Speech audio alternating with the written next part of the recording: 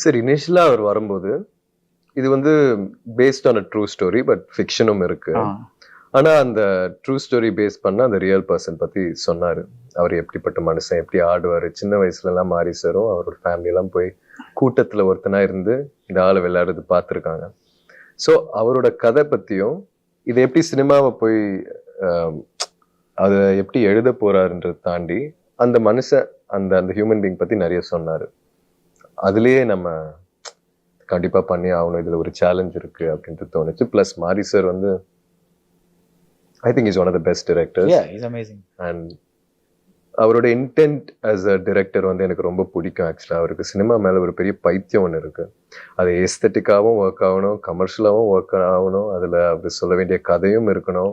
அந்த அந்த வலியும் இருக்கணும். மக்கள்கிட்ட போய் சேரணும். ஸோ எல்லா விதத்திலயும் நீங்க பாத்தீங்கன்னா ஐ think is a complete director.